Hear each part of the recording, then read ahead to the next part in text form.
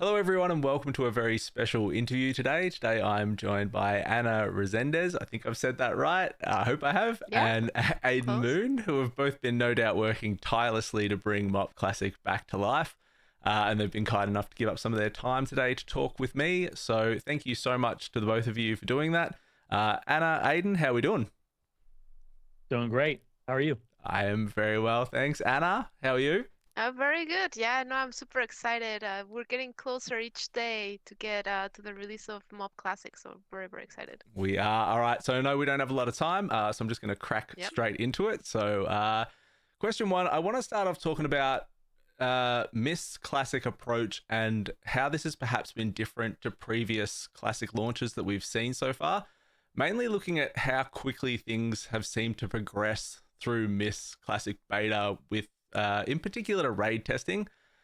This seemed to be absolutely rapid in comparison with like Cataclysm Classic looking back. Can you guys talk about whether there was pressures to get testing all wrapped up prior to pre-patch so there wasn't overlaps in player experience, or what was the driving kind of speed behind this schedule? And just for some context, I suppose, to people that'll be listening to this, you look back at Classic Beta for Cataclysm, it went live on the 7th of March. We got raid testing on the 3rd of May, so almost 2 months. Whereas you go back to MOP Classic now, we basically got raid testing scheduled 3 weeks into beta. So, yeah, over to you Yeah. guys. Yeah, I mean, game development is ever going, like iteration after iteration, right? Of like, what are the things that work well? What are the things that don't work um, very well? And what are the kind of things that can be changed? I think that as we approach beta of Mist of Pandaria, um, there's a lot of like this is gonna be more nitty-gritty on the how like game development works, but like there's a lot of different moving parts that come into play, right, in order for us to be ready for a certain part of the game to be testable, right? Um, so a lot of it has to do and why it differs from time to time is like it has to do also on where in the development part of the timeline we're at, right? And what is ready to be tested and not just what is ready, but also what is the thing that we want to be focusing on as a team um, to get the best experience, right? So as we came in from Cataclysm, we saw how that went in. It was like more closely, like closer to the actual rating. But this time around, we were like, okay, we want to really like emphasize the rate testing, give it its own room to breathe while we were still going through the other iterations and the other parts of the game development. So this time around, it was more of like, okay, we're ready to start the testing and we really want to have a long runway to listen to the players like experience what have they like, what's going on, what are the bugs Yeah, that we'd really appreciate when you also tell us about what are the kind of issues that you're encountering. So it was a lot of it is just how it fit in the timeline that we currently have and just giving us a very long runway so that we can iterate on the different um, encounters and how like all of the feedback that it's provided to. yeah, awesome. Awesome. Thank you. Um, Compared to other classic pathways, how do you think MOP has compared when it comes to relaunching this expansion in regards to bugs and just getting around that, whether it's new bugs, existing bugs? I know there was a lot of community frustration, I suppose, with monk XP dropping, for example, when you were teleporting to dungeons, or herbalism was bugged for a while and you had to go and farm strangle kelp to level. Various class bugs we've seen throughout it. Is this all pretty standard when it comes to relaunching a classic? Like, we've had a few practice runs at it now, or was this one different? How did you guys approach that? So every expansion change over to another just always has unique issues or problems because systems change and you're basically trying to put that system on top of the old one and have people's progress go over. Um, so things underneath change pretty frequently as well. Like you were saying, like the debuff when or the buff when people were going inside of dungeons dropping, right? And that's just not like a standard script or anything like that doing that. So sometimes there's systems that change underneath and you just have to figure out what it is. But these are pretty standard at this point. Um, I think a lot of class bugs that pop up, at least that like I've experienced, is the way that it works is when we make a change to a version of Classic and then we come out with a new version of it, whatever we changed in the previous version stomps whatever we're transitioning to. So, for example, if we go from Cataclysm, or when we went from Wrath of the Lich King to Cataclysm and we had changed Ignite to no longer Munch, that version of Ignite comes over because the assumption is you fixed a bug and that bug is not going to be present anymore. But if the version of Ignite changed in Cataclysm, we have to go in and be like, okay, well, we have to go get that version back. Yep. So that we aren't constantly fixing the same bugs every single expansion. And that's what the purpose of that is. So we don't keep repeating things that we do. Instead, we fix something, and if that fix was fixed in a different version later that we go to, we have to be like, okay, well, how does this now fit in the fix that we did before? How do we make Ignite not Munch in this world that has Ignite acting differently? So there's always unique differences and unique solutions that are required. Yeah. Yeah, and the code, and you also add code on top of that, because we also are heading towards a world where we can, I mean, we have Era right now and the fresh anniversary realms and like a lot of different versions of WoW that we want to support simultaneously. Yeah. But like we really keep an eye, right? Especially for beta. That's why it's so important too, of like, and not just beta, right? Also live, but we do keep an eye on the player reports and what's going on, and we try to assess them and act as fast as possible.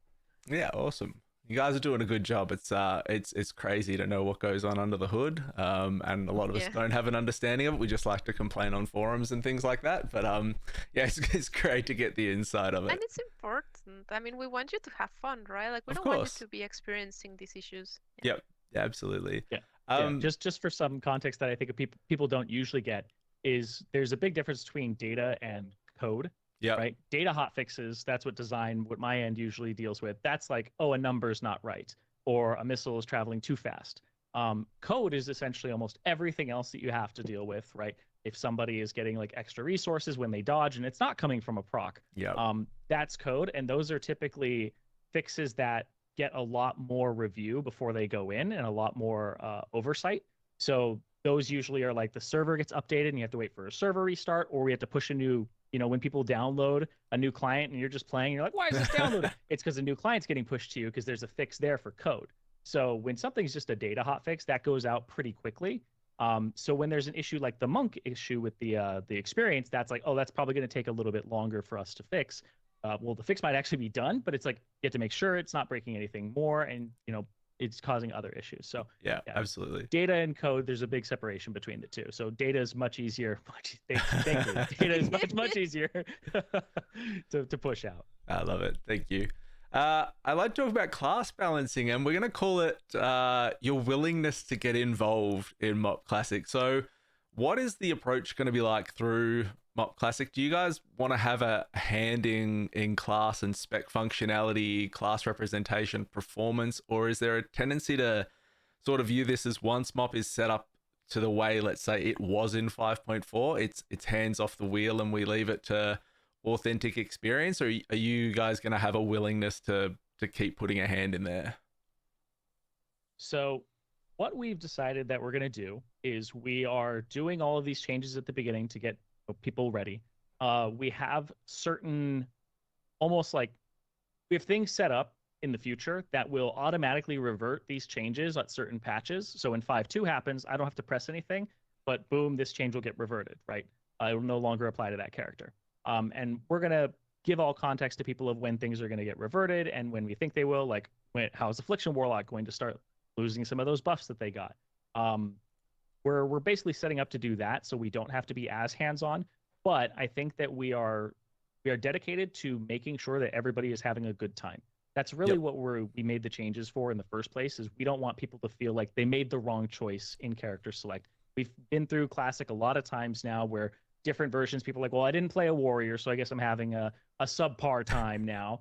And we don't really want that to happen to people. We want them to all feel like they have a place in raid. Not that a raid will take every single spec. That's impossible with only 25 raid spots. But that everybody is desired to some degree, and there isn't a massive gap between them and whatever they could be playing instead. So that's really what we're dedicated to, is people not feeling like they're a crutch or that they're holding down their raid based on what spec they're playing. So we will monitor MOP throughout, and we're dedicated to making sure that nobody's having a bad time playing a certain spec. Yeah, awesome. I think that's great to hear. just staying around sort of the balance and things like that. Mist was a pretty fun expansion. I mean, I play a tank. I've always played a tank, and Mist is one that really kind of hones back to me due to the interaction, due to the interaction of Vengeance. So what I really want to talk about is what were the challenges in re-implementing Vengeance in MOP Classic? So we saw back in May there was a blue post that came out which essentially reverted Vengeance from 5.4's iteration back to 5.0's iteration, which, to be honest, the reason we got to 5.4's iteration was because 5.0 was so busted. So can you talk about this and what tweaks you've made to Vengeance and why, did it come down to coding issues with different iterations of Vengeance? Was it to eliminate cheeses like sitting down, double stacking cooldowns, standing in avoidable damage to get to cap quicker? Like, sort of what drove all this? So the initial catalyst for this is that there was a pretty common strategy for when a missile is leaving a caster's hands, it has already figured out what your modifiers are on the target for whether they're positive or negative. So if you're popping shield wall and then I throw a fireball at you, it already knows when it's left my hand. Okay, it's going to do less damage to him because he had shield wall up when the cast completed. The problem is that Vengeance does its math backwards. So when you get hit, that's when it calculates. Yep. Because it can't figure out how much damage you're going to take from something that just left somebody's hands. It knows modifiers, but it hasn't really done all of the rolls and all of that. So the bug is that if the spell would leave somebody's hands, while it's in the air, you pop a defensive, and the defensive will then do the math backwards. So if you pop something that gave you 90% damage reduction against a spell, it will give you 10 times the normal amount of Vengeance because it's supposed to try and compensate you because you were supposed to take 10% of the damage. So it's supposed to go, oh, you only took 10% of the damage? Multiply that by 10 so that Vengeance is giving you the standard amount, but you would take normal damage, you wouldn't reduce the damage, but the game would go, oh, you had a defensive on when this made contact. So it didn't really know the difference between when the spell had left the caster's hands and when it had hit you and what the defensive difference was then. There wasn't really a way to do that. So we wanted to unify the experience between challenge modes and outside of challenge modes and not nerf Vengeance for people who were playing this way. So we buffed Vengeance up back to its original amount, and we made it so that we took out a bunch of these small things like standing in environmental damage and ways that you could actually not so much cheese it, but ways that you could just build up a ridiculous amount through play that we felt was going to be something that a lot of people would try to min-max, and other people would be like, oh, what are you doing? Like, yep. We really wanted to have a unified experience here for tanks where they're feeling like they're just playing the game and they're just not playing against the environment and trying to maximize their Vengeance as much. So that was really the catalyst for it. There was a bug that we were trying to fix, and it looked like it wasn't something we were going to fix, and it felt like it was only available to some classes, and that to us was like, well, if only some classes can really do it, is that just going to make the other ones worse in these modes? Yeah. So we decided to just unify the experience, take out the bug. The way the bug works is it actually looks for projectiles now, and just like, or not the bug, the solution looks for the projectiles, so the bug can't happen anymore. And then reverses the math on that, but it's a whole thing where we couldn't do both at the same time. So we had to do this and also buff Vengeance. So yeah, we basically compensated it for taking away the bug. Right. Gotcha. Yeah. Hope that explains. Yeah. Look, explains I was just really curious. I know there's a large portion of the challenge mode community that has come back and, 2-minute 49 Scarlet Monasteries and things like that, which were made possible by being able to just cheese the hell out of Vengeance. So I was just really curious as to why we saw the changes and the iterations through that one. So thank you for that. Celestial Dungeons. So these are obviously a continue of the Twilight Dungeons and the Titan Rune Dungeons, or Heroic Plus as the community sort of came to label them. Are you guys happy with how these have landed throughout the Classic system? Are there plans to sort of add more abilities into the Celestial Dungeon mixes as well from bosses as MOP Classic progresses? Yeah, I mean, well, one of the biggest changes that we're introducing this time around is that usually these kind of dungeons in the Titan Root dungeons iteration and the other ones, it was more focused as a catch-up mechanic, right? Kind of thing of like, okay, you missed the last 3 year, you want to come in, and also just experiencing the dungeons in a different light, right? But this time around, it's coming out on the original release, right? Like Yep. after after the vaults are open. Um, so it's coming in earlier with the idea of like, okay, you're gonna be able to get all of the gear that previously was being able to be acquired by the looking for raid system. So this is the way that you can also acquire that gear. Um, and I mean, it is some different, right? Like the mechanics are different. You're coming into getting the blessing. You're gonna be able to choose your own blessing, right? Yep. Differently from the other times where you like didn't really have much of a choice. This time around, it's like, okay, what am I feeling today? Am I gonna be using this blessing or the other one, right? And also it will be fitting more of your gameplay. Yep. And you're right, right? Like this also it's coming with boss mechanics with the whole idea is like you have a chance of it like to just happen, right? And you're gonna be able to experience some of the boss mechanics, so it kind of starts training you to get there. And yeah, like we're not gonna like the ways of like the original, the first iteration of them for this patch is gonna be different for once we came to the second raid here. There's gonna be some iteration on them, and it's gonna be changing a little bit, especially yeah, the boss mechanics and so Yeah, on, right? cool. It's gonna be adding a little bit of like a different flavor to it. Yeah, that's great. Awesome. I did wonder about that. Obviously, like on beta, it had the three abilities, and I was like, will you guys continue to expand on this and build so it becomes a little bit more, I guess, variety thrown in those dungeons, because they're not overly hard to deal with. But if there starts to become overlaps and more abilities, that could be something that's really cool that's added into these dungeons. Are there any lessons from the original Mr. Pandaria release and community feedback from that time, albeit, a long time ago, that have shaped some decisions for this classic version that you're sort of re-releasing, especially like in regards to Tiller's farm, daily quest structure and things like that? Yeah, I mean we have done I look at it, right? I look at some of the pain points of the original one. We have made some changes, right? One of them is, for example, we're adding the ability for you to have like making it easier for your alts to get flying, Yep. right? So like now that you have your main, you're gonna be able to give their you're gonna be able to give them the tome so that they can like be able to do it before, right? So it doesn't do that. Also, looking at the reputation, I know that that was like a big pain point for original MOP. Once you have a different alt, kind of like, okay, do you mean I need to go and do exactly the same grind? So like adding a little bit less friction so like it enables for your alt to gather the reputation faster. So that's also something else. And another big one too is like we're taking the learnings from Cataclysm, right? Cataclysm Classic, and we're bringing over the Valor and Conquest, and the Conquest catch-up points, Yep. right? With the whole idea of like, okay, if you're starting a season, mid-season, you're not longer like just stuck with the amount of conquest that you can get per week, but you can get all of the catch-up mechanics. So those are some of the few things that we have been focusing on, kind of like trying to make changes so that um, people have like a better experience. Yeah, awesome. Yeah. Yeah, definitely there was feedback in the original that reputations were slow and that joining late felt like you could never catch up exactly to where people were. So yeah, well, what Anna mentioned, those two real reputation reworks and the rolling caps for like Elder Charms of Good Fortune, Conquest, and Yep. Valor are all there to assist with players and kind of alleviate these pain points, which is fantastic because we already know how people react to these things from the original Mr. Yeah, Pandaria. So it's almost like cheating that we have this feedback already. So it's Yeah. really nice. I love it. What excites the team, you guys, most about bringing Mr. Pandaria back to Classic, and what's been the biggest challenge that you've faced in doing that?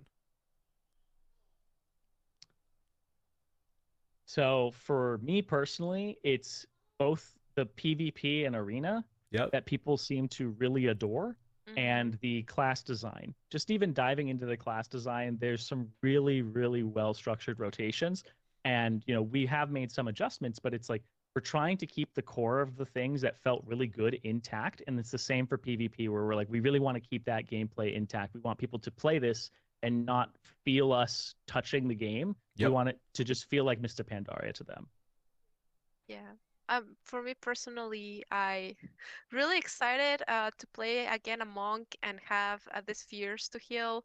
I know it's a little bit of like a controversial take, but I found it really fun to be able, like, it's a very different way of healing, right? Like, just put balls in the ground and like try to get to them, and being able to relive it, is really fun.